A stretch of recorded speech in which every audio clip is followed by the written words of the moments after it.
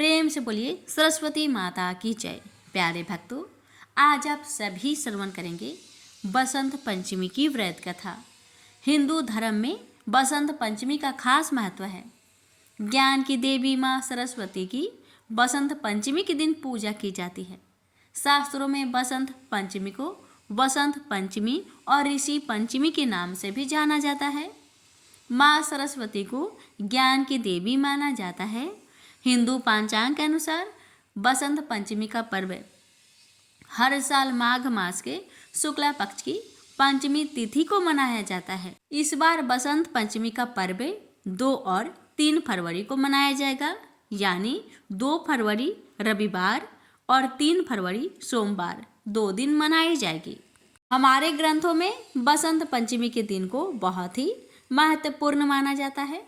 इस दिन माँ सरस्वती का प्रादुर्भाव हुआ था, इसलिए यह दिन माँ सरस्वती को समर्पित है।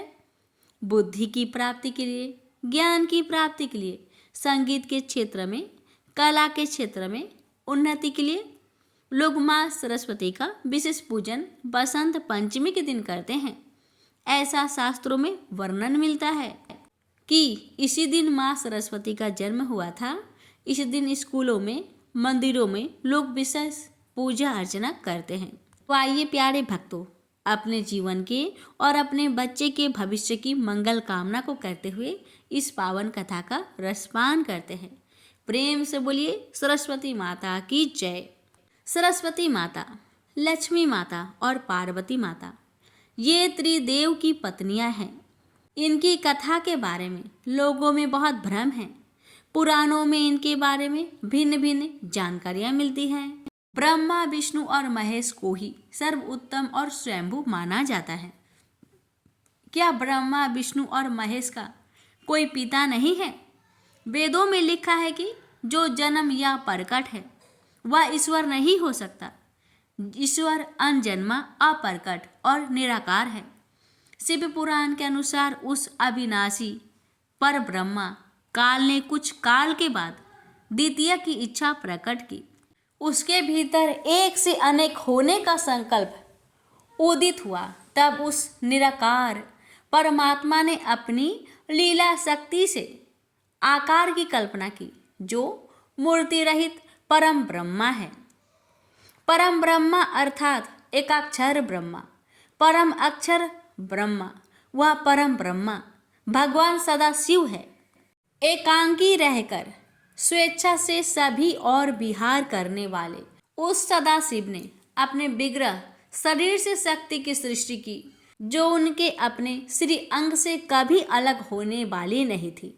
सदाशिव की उस पराशक्ति को प्रधान प्रकृति, गुणवती माया, बुद्धि तत्व की जननी तथा विकार रहित बताया गया है। वह शक्ति अंबिका, पार्वती या सती नहीं कही गई है। उसको प्रकृति, सर्वस्वरी, त्रिदेव जननी, ब्रह्मा, विष्णु और महेश की माता, नित्य और मूल कारण भी कहते हैं। सदाशिव द्वारा प्रकट की गई उस शक्ति की 8 भुजाएं हैं। पराशक्ति, जगत जननी, वह देवी नाना प्रकार की गतियों से संपन्न है और अनेक प्रकार के अस्त्र शक्ति धारण करती है। एकांकिनी होने पर भी वह माया शक्ति संयोगवश अनेक हो जाती है। उस काल स्वरूप सदाशिव की अर्धांगिनी है, जिसे जगदम्बा भी कहते हैं। माता सरस्वती जी का परिचय। ब्रह्मा की पत्नी का नाम सावित्री देवी है। ब्रह्मा ने एक और स्त्री से विवाह किया था, जिसका नाम गायत्री है। जाट इतिहास की मान्यता के अनुसार यह गायत्री देवी राजस्थान के पुष्कर की रहने वाली थी, जो वेद ज्ञान में पारंगत होने के कारण विख्यात थे। पुष्कर में ब्रह्मा जी को एक यज्ञ कराना था और उस वक्त उनकी पत्नी सावित्री उनके साथ नहीं थी, तो उन्होंने गायत्री से विवाह कर यज्ञ संपन्न किया। लेकिन बाद में जब सावित्री को पता चला तो उन्होंने ब्रह्मा जी को श्राप दे दिया था। पुराणों में सरस्वती के बारे में भिन्न भिन्न मत मिलते हैं। एक मान्यता के अनुसार ब्रह्मा ने उन्हें अपने मुख से प्रकट किया था। एक अन्य पौराणिक उल्लेख अनुसार देवी महालक्ष्मी से जो उनका सत्व प्रधान रूप उत्पन्न हुआ, देवी का वही रूप सरस्वती कहलाया। देवी सरस्वती का वर्ण श्वेत है। ब्रह्मा के कई पुत्र और पुत्रियां थी। सरस्वती देवी को शारदा, शत्रुपा, बानी, बागदेवी, बागेश्वरी और भारती भी कहा जाता है। हिंदू धर्म के 2 ग्रंथों में सरस्वती पुराण और मत्स्य पुराण में सृष्टि के रचयिता ब्रह्मा का अपनी ही बेटी सरस्वती से विवाह करने का प्रसंग है, जिसके फलस्वरूप इस धरती के प्रथम मानव मनु का जन्म हुआ। सरस्वती पुराण के अनुसार सृष्टि की रचना करते समय ब्रह्मा ने सीधे अपने बेटे से सरस्वती को जन्म दिया था। इसलिए ऐसा कहा जाता है कि सरस्वती की कोई माँ नहीं, केवल पिता ब्रह्मा थे। स्वयं ब्रह्मा भी सरस्वती के आकर्षण से खुद को बचाकर नहीं रख पाए और उन्हें अपनी अर्धांगिनी बनाने पर विचार करने लगे। सरस्वती ने अपने पिता की इस मनोभाव को भाप कर उनसे बचने के लिए सरस्वती चारों दिशाओं में छिपती रही, लेकिन वह उनसे नहीं बच पाई। इसलिए सरस्वती आकाश में जाकर छिप गई। लेकिन अपने 5वें सिर से ब्रह्मा ने उन्हें आकाश में भी खोज निकाला और उनसे सृष्टि की रचना में सहयोग करने का निवेदन किया। सरस्वती से विवाह करने के पश्चात सर्वप्रथम स्वयंभू मनु को जन्म दिया। ब्रह्मा और सरस्वती की यही संतान मनु को पृथ्वी पर जन्म लेने वाला पहला मानव कहा जाता है। बसंत पंचमी कथा।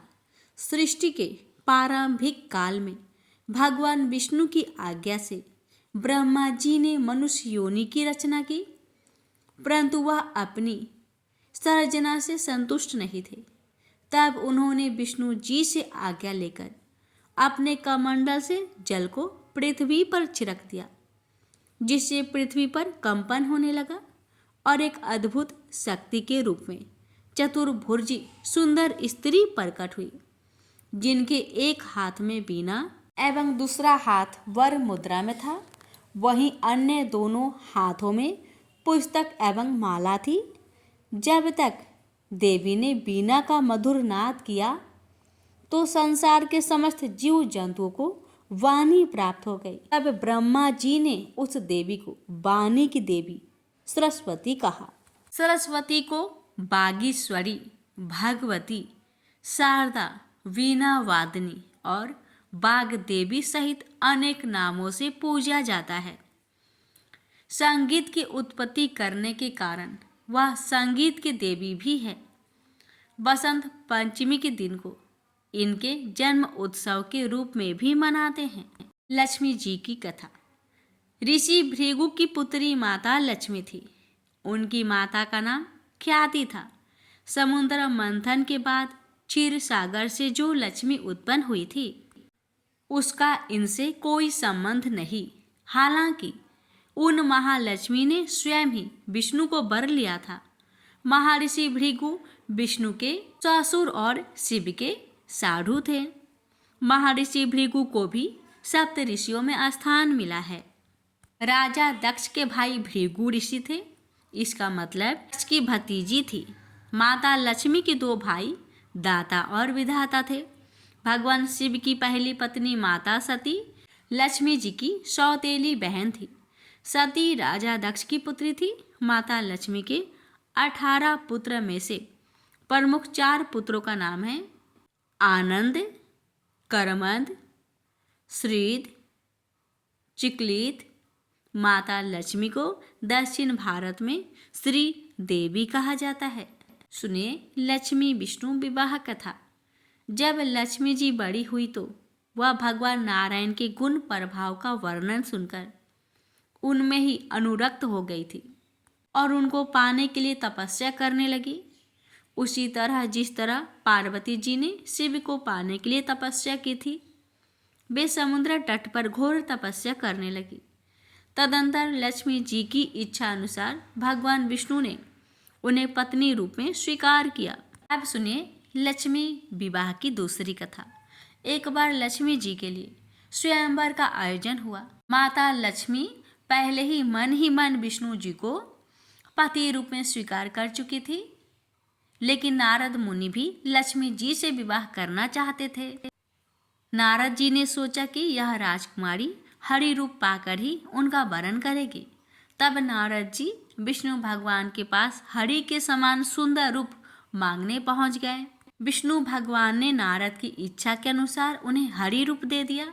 हरि रूप लेकर जब नारद राजकुमारी के स्वयंवर में पहुंचे तो उन्हें विश्वास था कि राजकुमारी उन्हें ही वरमाला पहनाएगी, लेकिन ऐसा नहीं हुआ। राजकुमारी ने नारद को छोड़कर भगवान विष्णु के गले में वरमाला डाल दी। नारद वहां से उदास होकर लौट रहे थे तो रास्ते में एक जलाशय में अपना चेहरा देखा। अपने चेहरे को देखकर नारद हैरान रह गए, क्योंकि उनका चेहरा बंदर जैसा लग रहा था। हरि का एक अर्थ विष्णु होता है और एक बानर होता है। भगवान विष्णु ने नारद को बानर रूप दे दिया था। नारद समझ गए कि भगवान विष्णु ने उनके साथ छल किया। उनको भगवान पर बड़ा क्रोध आया। नारद सीधा बैकुंठ पहुँचे और आवेश में आकर भगवान को श्राप दे दिया कि आपको मनुष्य रूप में जन्म लेकर पृथ्वी पर जाना होगा। जिस तरह मुझे स्त्री वियोग सहना पड़ा, उसी प्रकार आपको भी स्त्री वियोग सहना होगा। इसलिए राम और सीता के रूप में जन्म लेकर विष्णु और देवी लक्ष्मी को वियोग सहना पड़ा। सुनिए समुद्र मंथन वाली लक्ष्मी जी की कथा। समुद्र मंथन से उत्पन्न लक्ष्मी को कमला कहते हैं, जो 10 महाविद्याओं में से अंतिम महाविद्या है। देवी कमला जगत पालन करता भगवान विष्णु की पत्नी है। देवताओं तथा दानवों ने मिलकर अधिक संपन्न होने हेतु समुद्र मंथन किया। समुद्र मंथन से 18 रत्न प्राप्त हुए, जिनमें देवी लक्ष्मी भी थी, जिन्हें भगवान विष्णु को प्रदान किया गया और उन्होंने देवी का पानी ग्रहण किया। देवी का घनिष्ठ संबंध देवराज इंद्र तथा कुबेर से है। इंद्र देवताओं तथा स्वर्ग के राजा हैं तथा कुबेर देवताओं के खजाने के रक्षक के पद पर आसीन हैं। देवी लक्ष्मी ही इंद्र तथा कुबेर को इस प्रकार का वैभव, राजसी सत्ता प्रदान करती है। माता सती को ही पार्वती, दुर्गा, काली, गौरी, उमा, जगदम्बा, गिरिजा, अम्बे, शेरा वाली, शैलपुत्री, पहारा वाली, चामुंडा, तुलजा, अंबिका आदि नामों से जाना जाता है। कहते हैं कि माता सती के ही ये नए जन्म थे। यह किसी एक जन्म की कहानी नहीं, कई जन्मों और कई रूपों की कहानी है। माता पार्वती शिव जी की दूसरी पत्नी थी। मान्यता अनुसार शिव जी की तीसरी पत्नी उमा और चौथी काली थी।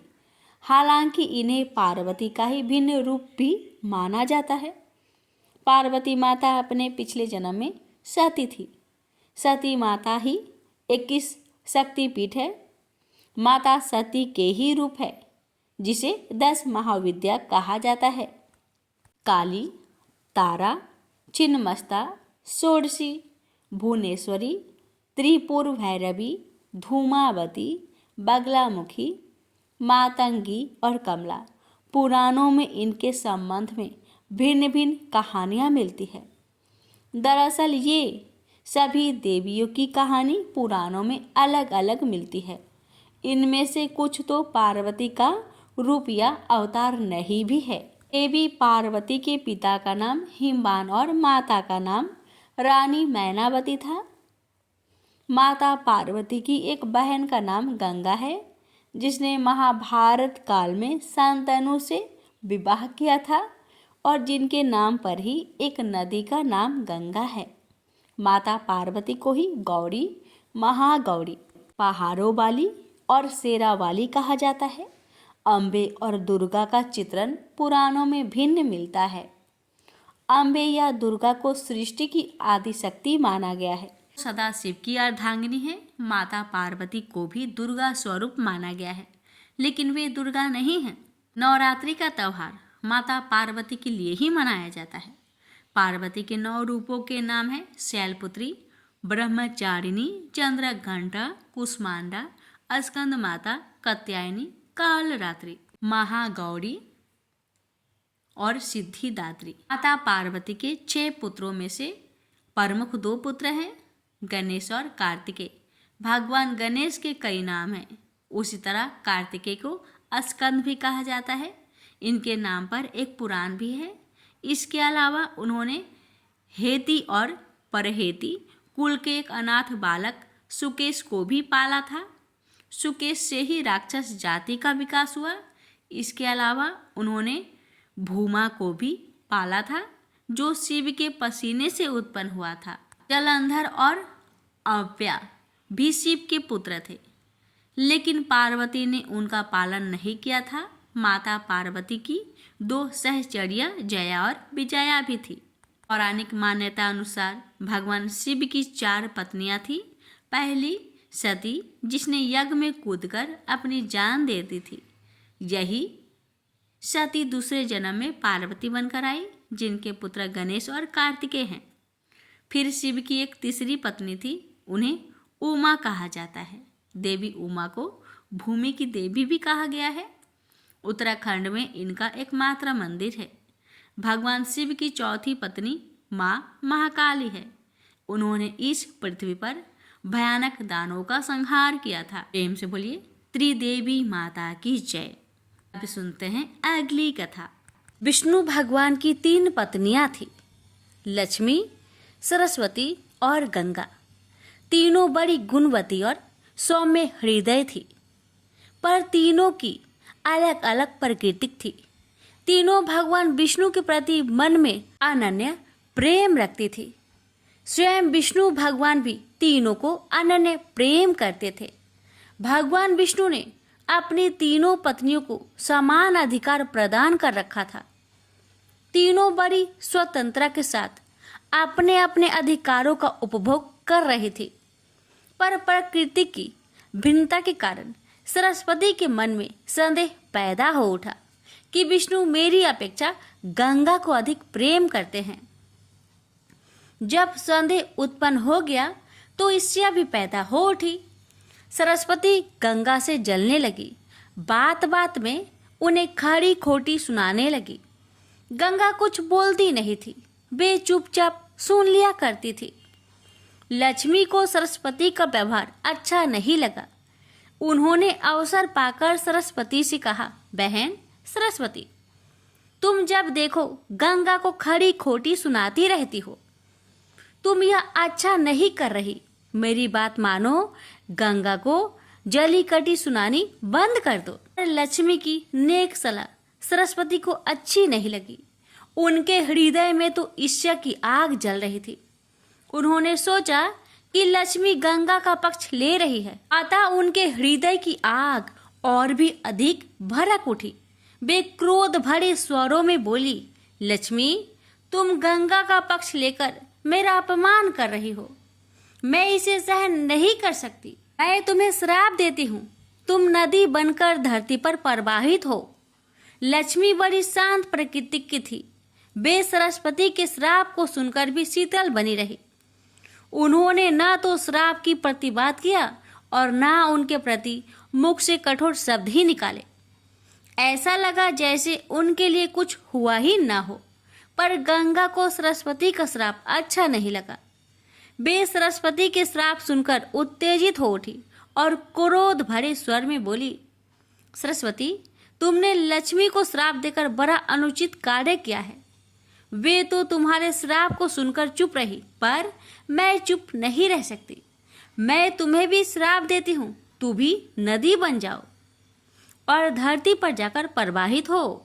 यह सुनकर सरस्वती के मन की आग और भी अधिक भड़क उठी। वे क्रोध भरे स्वर में बोली, मैं तो नदी बन जाऊंगी, पर तुम भी कैसे बैकुंठ में रह सकती हो?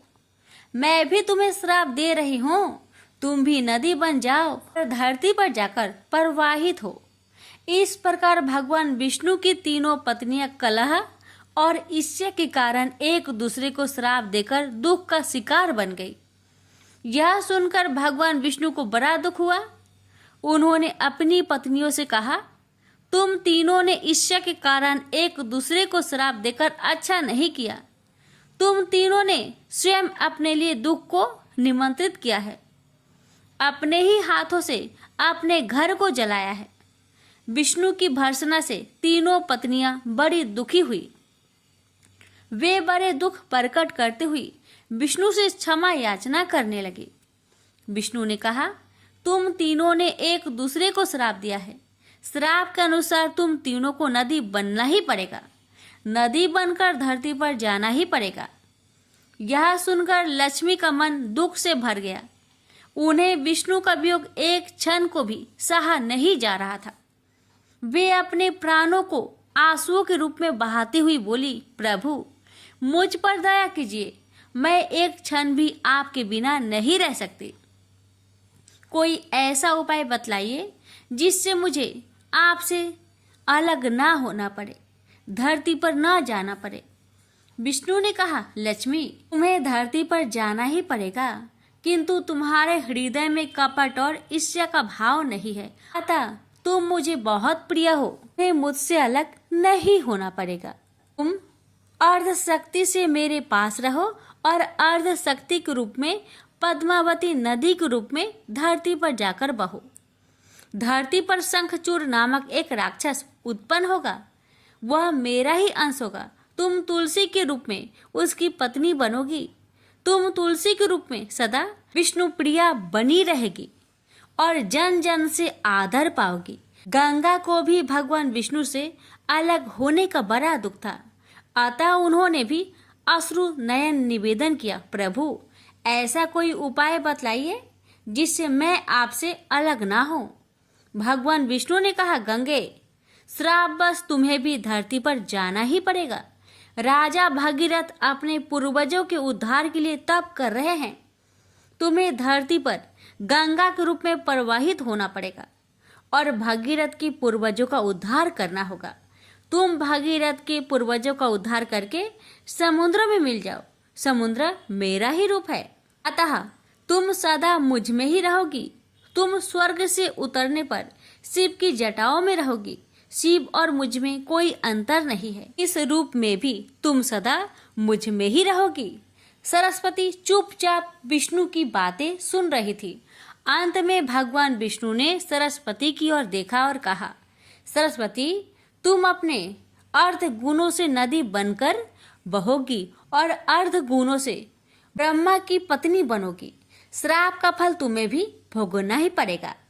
सरस्वती बोली, भगवान आप तो भेद विभेद रहित है, फिर आप लक्ष्मी और मुझ में भेद क्यों कर रहे हैं?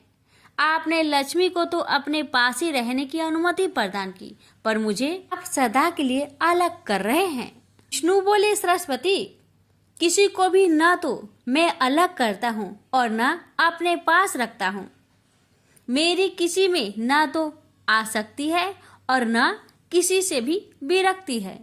सबको अपने अपने गुणों और कर्मों के अनुसार ही मेरा सहचर्य प्राप्त होता है।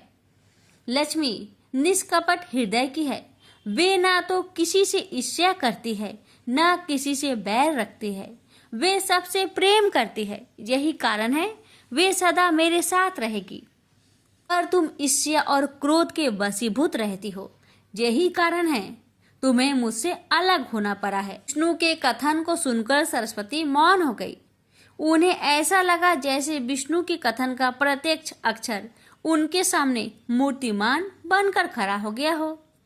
सरस्वती का हृदय पश्चाताप की वेदना से जलने लगा, पर अब क्या हो सकता था? अब तो तीर उनके हाथों से छूट चुका था। जो मनुष्य क्रोध और ईर्ष्या के वशीभूत होकर अपने हाथों से ही अपने घरों में आग लगा लेते हैं, उन्हें सरस्वती की भांति ही पश्चाताप की वेदना में जलना पड़ता है। प्रेम से बोलिए, विष्णु भगवान की जय। एक बार भगवान नारायण लक्ष्मी जी से बोले, लोगों में कितनी भक्ति बढ़ गई है, सब नारायण नारायण कहते हैं। तो लक्ष्मी जी बोली, आपको पाने के लिए नहीं, मेरे को पाने के लिए भक्ति बढ़ गई है। तो भगवान बोले, लोग लक्ष्मी लक्ष्मी ऐसा जब थोड़ी ना करते हैं, तो माता लक्ष्मी बोली कि विश्वास ना हो तो परीक्षा हो जाए। भगवान नारायण एक गांव में ब्राह्मण का रूप लेकर गए। एक घर का दरवाजा खटखटाया। घर के यजमान ने दरवाजा खोलकर पूछा, कहाँ के हैं आप? तो भगवान बोले, हम तुम्हारे नगर में भगवान का कथा कीर्तन करना चाहते हैं। यजमान बोला, ठीक है महाराज, जब तक कथा होगी आप मेरे घर में रहना। गांव के कुछ लोग इकट्ठा होके सब तैयारी कर दी। पहले दिन कुछ लोग आए, अब भगवान स्वयं कथा करते तो गलती बढ़ी। 2 रे 3 रे दिन और भी भीड़ हो गई। भगवान खुश हो गए कि कितनी भक्ति है लोगों में। लक्ष्मी माता ने सोचा, अब जाने जैसा है। लक्ष्मी माता ने बूढ़ी माता का रूप लिया और उस नगर पहुंची। एक महिला ताला बंद करके कथा में जा रही थी कि माता पहुंची। बोली, बेटी जरा पानी पिला दे। तो वो महिला बोली, माता जी 3:30 बजे हैं, मेरे को प्रवचन में जाना है। लक्ष्मी माता बोली, पिला दे बेटी थोड़ा पानी, बहुत प्यास लगी है। तो वो महिला लोटा भर के पानी लाई। माता ने पानी पिया और लोटा लौटाया तो सोने का हो गया था। महिला अचंभित हो गई कि लोटा था स्टील का और वापस लिया तो सोने का। कैसी चमत्कारी माता जी हैं। अब तो वो महिला हाथ जोड़ी करने लगी कि माता जी आपको भूख लगी होगी, खाना भी खा लीजिए। ये सोच के कि खाना खाएगी तो थाली भी कटोरी भी सोने की हो जाए। माता लक्ष्मी बोली, तुम जा बेटी, तेरा टाइम हो गया है। वो महिला प्रवचन में आई तो सही, लेकिन आसपास की महिलाओं को सारी बात बताई। अब महिलाओं को बात सुनकर चालू सत्संग में से उठ के गई। दूसरे दिन से कथा में लोगों की संख्या कम हो गई। तो भगवान ने पूछा कि लोगों की संख्या कैसे कम हो गई। किसी ने कहा, एक चमत्कारी माताजी आई हैं नगर में, जिसके घर दूध पीती तो गिलास सोने का हो जाता, थाली में रोटी सब्जी खाती तो थाली सोने की हो जाती। उसके कारण लोग प्रवचन में नहीं आते। भगवान नारायण समझ गए कि लक्ष्मी जी का आगमन हो चुका है। इतनी बात सुनते ही देखा कि जो यजमान सेठ जी थे वो भी उठ खड़े हुए और खिसक गए। पहुंचे माता लक्ष्मी जी के पास। बोले, माता मैं तो भगवान की कथा का आयोजन करता और लक्ष्मी जी माता आपने मेरे घर को छोड़ दिया। माता जी बोली, तुम्हारे घर तो मैं सबसे पहले आने वाली थी, लेकिन तुम्हारे घर में जिस कथाकार को ठहराया है ना, वो चला जाए तो मैं अभी आऊं। सेठ जी बोला, बस इतनी सी बात, अभी उनको धर्मशाला में कमरा दिलवा देता हूँ। जैसे ही महाराज कथा करके घर आए तो सेठ जी बोला, महाराज बिस्तरा बांधो, आपकी व्यवस्था धर्मशाला में कर दी है। महाराज बोले, अभी 2-3 दिन बचे हैं कथा के, यही रहने दो। सेठ बोला, नहीं नहीं जल्दी जाओ, मैं कुछ नहीं सुनने वाला। इतने में लक्ष्मी जी भी आई। कहा कि सेठ जी आप थोड़ा बाहर जाओ, मैं इनसे निपट लूं। माता जी बोली, प्रभु आप तो मान गए। भगवान नारायण बोले, हाँ लक्ष्मी तुम्हारा प्रभाव तो है, लेकिन एक बात तुमको भी मेरी माननी पड़ेगी कि तुम तब आई जब संत के रूप में मैं यहाँ आया। संत जहाँ कथा करेंगे वहाँ लक्ष्मी तुम्हारा निवास जरूर होगा। प्रेम से बोलिए लक्ष्मी नारायण की जय। एक बार गणेश जी एक छोटे से बालक के रूप में एक चम्मच में चावल और दूसरे चम्मच में दूध लेकर निकले। वो हर किसी से कह रहे थे कि कोई मेरे लिए खीर बना दो, कोई मेरे लिए खीर बना दो। एक बुढ़िया माई बैठी हुई थी। उसने कहा, ला बेटा मैं तुम्हारे लिए खीर बना देती हूँ।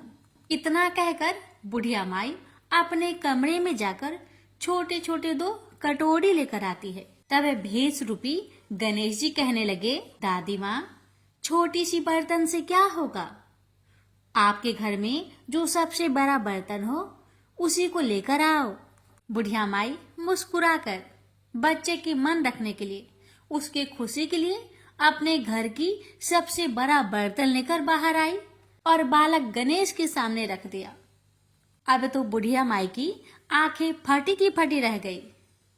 वह जो थोड़े से चावल थे, 1 चम्मच चावल उस बर्तन में डालते ही बर्तन चावल से भर गया और दूसरे बर्तन में 1 चम्मच का दूध डालने से ही बर्तन दूध से भर गया। ये सब देख बुढ़िया आश्चर्य में पड़ गई। अब इतना होने के बाद भेष रूपी गणेश जी कहते हैं, दादी माँ, मैं नहाकर आता हूँ, आप खीर को बनाकर तैयार कर लो। जब बुढ़िया माई बड़े ही प्यार से खीर को बनाया, बूढ़ी माई के पोते पोती खीर खाने के लिए रोने लगे। बुढ़िया ने कहा, गणेश जी, आपके भोग लगे। इतना कहकर चूल्हे में थोड़ी सी खीर डाली और अपने दोनों बच्चों को कटोरी भर भर कर खीर दे दिया। बूढ़ी माई की पड़ोसन ऊपर से देख रही थी, तो बुढ़िया माई ने सोचा ये पड़ोसन जरूर चुगली कर देगी, तो बुढ़िया माई ने उसे भी 1 कटोरा खीर भरकर उसे भी पकड़ा दिया। अब होता है ये कि बेटे की बहू चुपके से आई और 1 कटोरा खीर लेकर बड़े प्रेम से खाई और कटोरा को चक्की के नीचे छुपा दिया। अभी भी गणेश जी नहीं आए थे। बुढ़िया माई को भी भूख लग रही थी। बेचारे वो भी 1 कटोरा खीर भरकर किवाड़ के पीछे बैठकर एक बार फिर कहा, हे गणेश जी, आपको भोग लगे, ऐसा कहकर खाना शुरू कर दिया। तभी गणेश जी आ गए तो बुढ़िया माई कहने लगी, आजा रे गणेशिया, खीर खा लो, मैं आपके ही राह देख रही थी। गणेश जी ने कहा, दादी माँ, मैंने खीर पहले ही खा ली है। तो बुढ़िया माई ने कहा, कब खाई? गणेश जी कहने लगे, जब आपके पोते पोती ने खीर खाई तब मैंने खाई थी, जब आपकी पड़ोसन ने खाई थी तब भी मैंने खाई थी, और जब बूढ़ी माँ आपकी बहू ने खाई तब भी मैंने खाई थी, और अब जब आप खा रही हो तो मेरा पेट पूरी तरह से भर गया है।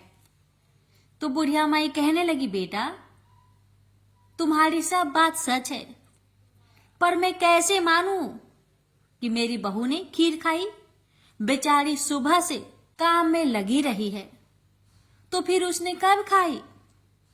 गणेश जी ने कहा, चक्की के नीचे जाकर देख, जूठा कटोरा पड़ा है जो तेरी बहू ने खाकर छुपा के रखी है, और तूने तो मेरे लिए भोग भी लगाया था और तुम्हारी बहू ने वैसे ही खा गई।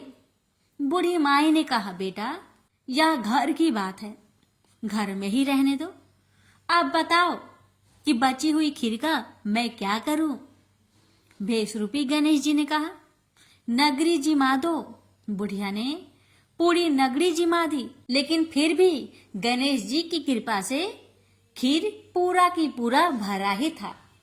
राजा को पता लगा कि बुढ़िया के पास जादुई बर्तन है, तो राजा ने बुढ़िया माई को महल में बुलवाया और कहा, क्यों रे बुढ़िया, यह खीर वाली बर्तन तुम्हारे घर में शोभा नहीं देता है, ये तो हमारे महल में शोभा देगा।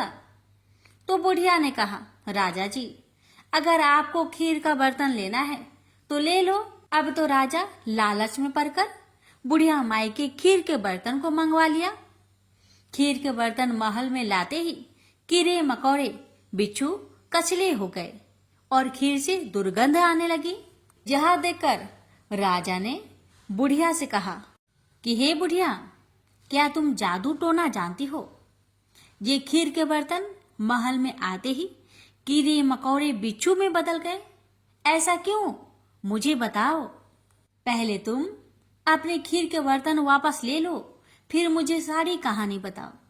राजा ने जैसे ही वह खीर वाली बर्तन बुढ़िया माई को दिया, वैसे ही बूढ़ी माई के हाथों से लगते ही वह खीर फिर से सुगंधित खीरों में बदल गया।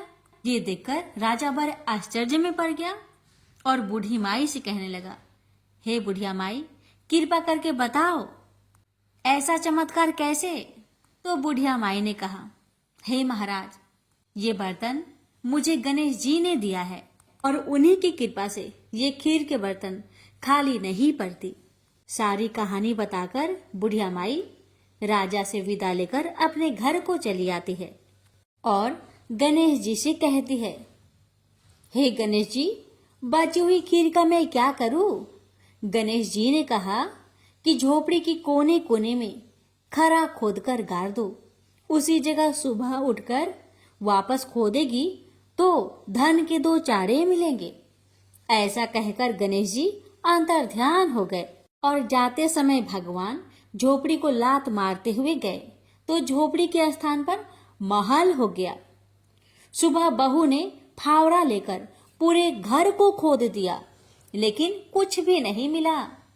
तो बहू कहने लगी, सासू जी, आपके गणेश जी झूठे हैं। तो सास ने कहा, बहू, मेरे गणेश झूठो नहीं है, ला मैं देखूं। वह सुई लेकर खोजने लगी तो टन टन कर 2 धन के चाड़े निकल आए। बहू ने कहा, सासू जी, आपके गणेश तो साचो ही हैं। सास ने कहा, गणेश जी तो भावनाओं के भूखे हैं। यह गणेश जी जैसे आपने बुढ़िया माई को दिया वैसे सबको देना। विनायक जी की कहानी कहने वाले, हुक्कार भरने वाले और आसपास के सुनने वाले सबको देना। प्रेम से बोलिए, जय श्री गणेश।